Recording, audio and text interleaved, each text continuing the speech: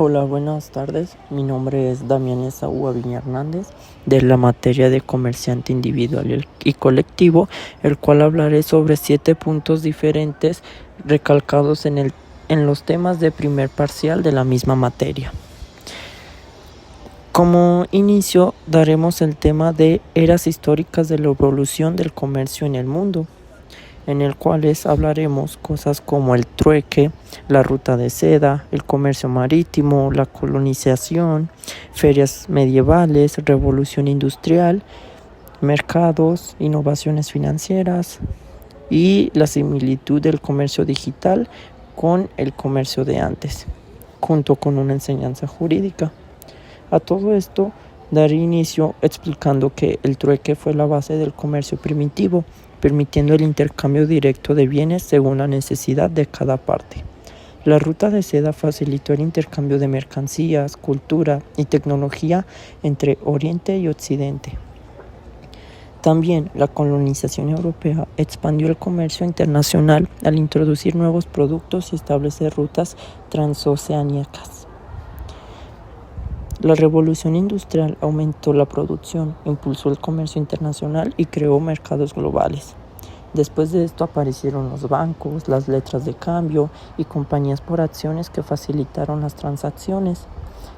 Hoy en día la globalización actual es la evolución natural del comercio, integrando mercados y digitalización del intercambio.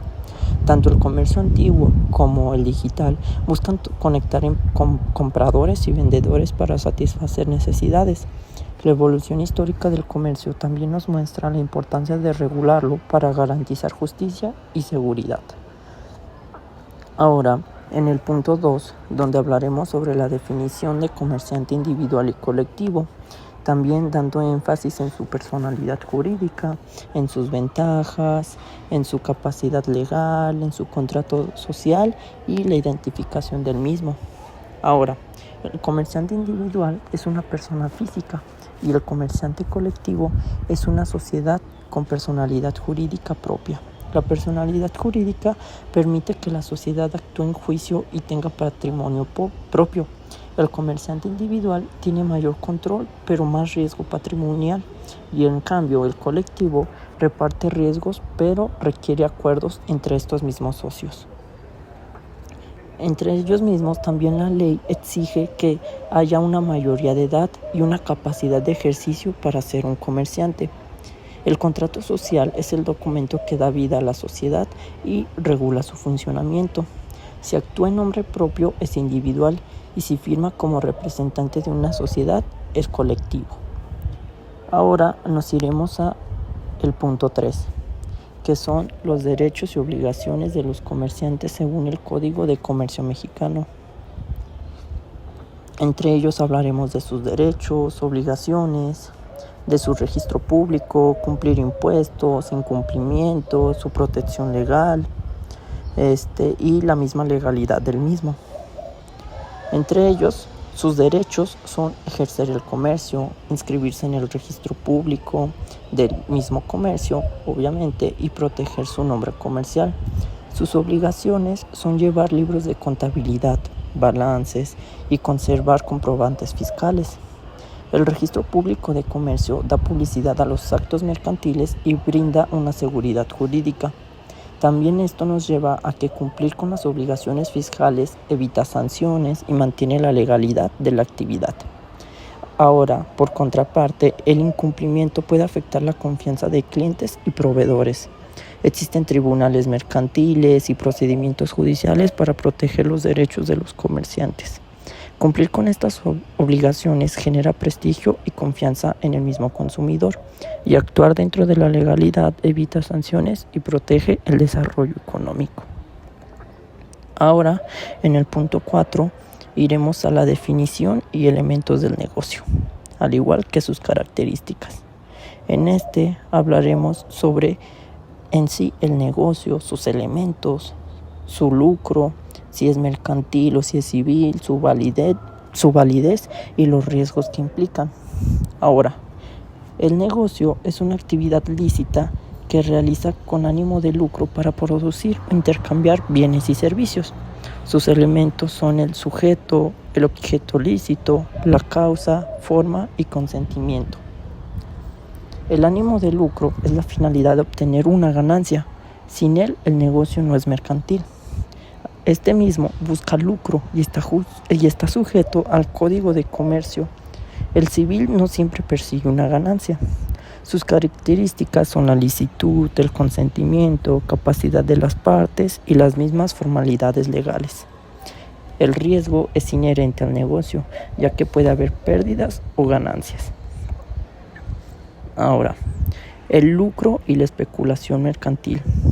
Iremos con sus definiciones y otros conceptos, como lo es sus riesgos, su regularización y cuál es su significado.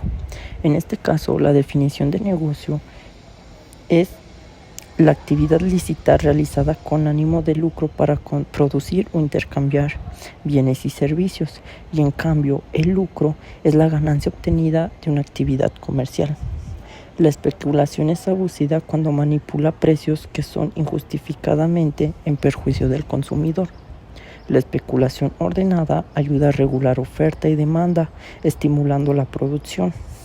Los riesgos serían las multas, las sanciones administrativas, la responsabilidad civil por prácticas abusivas, el lucro incentivo a competir, beneficiando a los consumidores. La especulación es necesaria en mercados financieros, pero esta debe regularse para evitar abusos. Ahora, en el sexto punto es la definición, elementos y clasificación de una empresa.